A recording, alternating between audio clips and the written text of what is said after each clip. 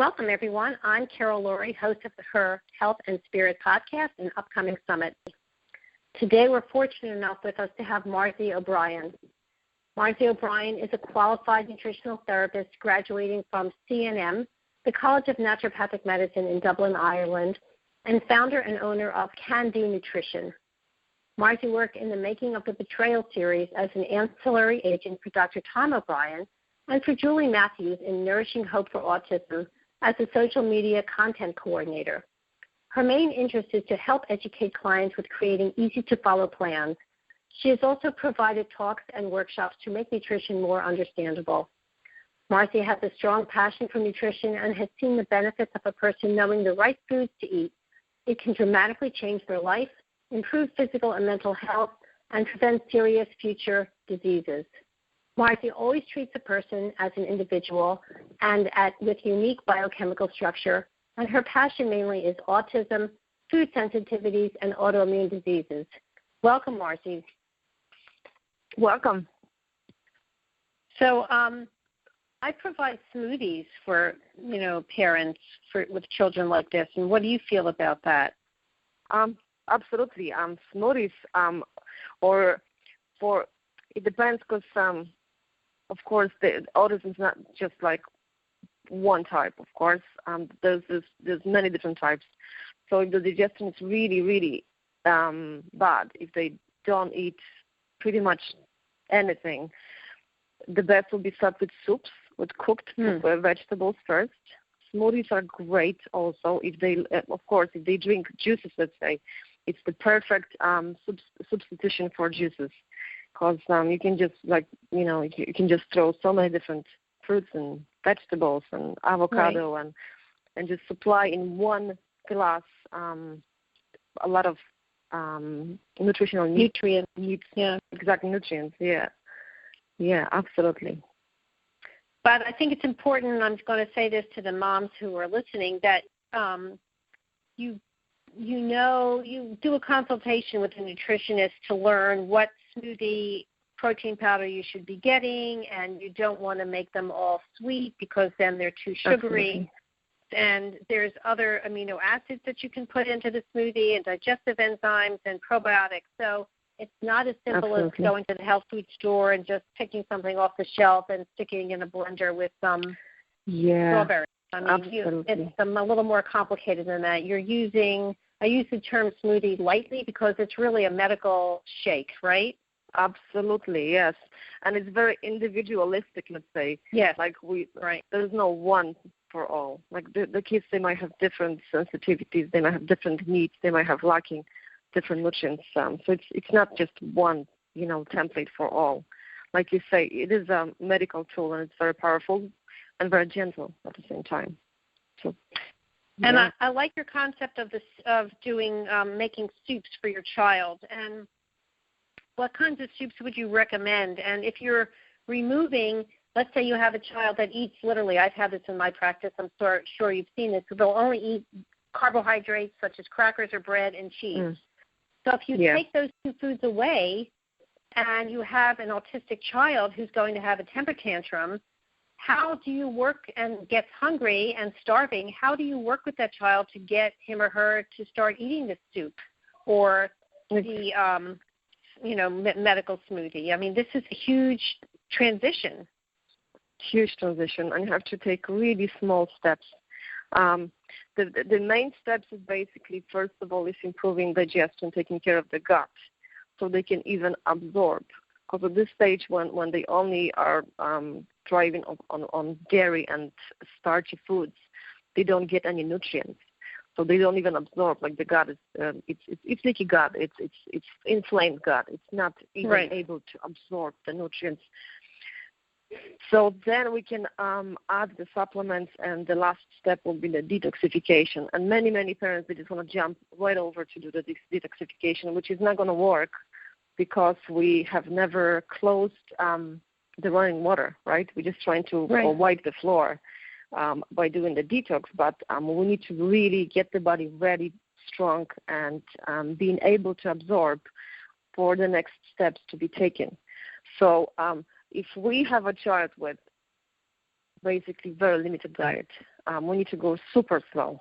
We need to sneak in the digestive enzymes first, and we need to add the probiotics if they have, let's say, milk, even if it's milk at the beginning. If they have milk before bed or any juice or something to drink, just mix the probiotics with the drink right before bed. And it's important to give the probiotics before bed because the gut is basically it's not flushed during the night so much. So the good bacteria, they can colonate, they can multiply in the gut in a quiet environment. Mm-hmm. So once we start adding the digestive enzymes, it's a long process. Nothing happens overnight. It's, sometimes you might think that, oh my gosh, it's not going to work. But it's just patience, basically. So adding the digestive enzymes, if digestive enzymes are too strong for a child, a great way of getting natural digestive enzymes would be soaking alfalfa seeds in 1 spoon of alfalfa seeds in 1 glass of water overnight. Mm-hmm. And basically try to give this glass of water to the child throughout the day. So add with a smoothie, or just if they like water, just give them to drink this water. This is very natural, gentle digestive enzymes. Or soak up the middle part of pineapple in water. This is also very powerful. Just leave it overnight and just give this water to the child the next day. This is probably the most gentle approach to adding the digestive enzymes, because if the stomach is still inflamed and the gut is inflamed, the digestive enzymes can be a little bit too irritating at the beginning. Yeah. And then if they like crackers, try to find the most similar crackers, gluten-free option. Yeah. If they really like milk, try to first change to goat's milk, and then, slowly, even sometimes you need to mix the milk, cows, let's say if they like cow's milk, half and half with goat's milk, then half and half, let's say, with almond milk, and then slowly, gradually just eliminate the cow's milk completely from the diet. Yeah, that can take a month or so. Yeah. That can take a long time, yeah. So nutritional help and guidance is very important for the parents, because they usually give up. They often give up. They just don't want to deal with it. It's hard to educate the family, the grandparents. This is also a huge problem, because the kids, they need other people's help. The parents need other people's help to look after the kids, and then grandma or granddad is like, yeah, whatever, he likes his biscuits, I'm just going to give him some. So education of the whole family is very important as well, about how important it is and why this is the needed process for the healing. Because we say leaky gut, leaky liver, leaky brain, leaky kidneys. If there's problem with the gut, and it usually is 100% with autistic kids, once the gut starts to heal, all the other organs, including brain, starts to heal. The methylation pathway is moved, and detoxification takes place. And this is where we can see visible improvements. I think you said some really important things about soaking alfalfa sprouts and center of the pineapple. That is really using food as medicine, and that's a very important component of healing. And getting the whole family involved, especially the grandparents, who tend to think, oh, I'll give you whatever you want. But the whole family needs to understand that this is needs to be across the board. Everybody needs to be involved. And the third thing I think you said that's really important is that the parents need professional help. This is not something that you can think, oh, I can handle this. It's like I really want to encourage all the parents to find a qualified nutritionist, really with an expert in autoimmune diseases, leaky gut syndrome, and autism. It's really an area of specialty that there are not that many of us around out there doing it, right? Exactly. So my website is candonutrition.com/WP. And I'm also to be found on Facebook. I've got a Facebook page with the same name, Can Do Nutrition. I also have a Facebook page with Autism, ADHD, asthma, and allergies, because these are the 4 new childhood epidemics, and these are all related.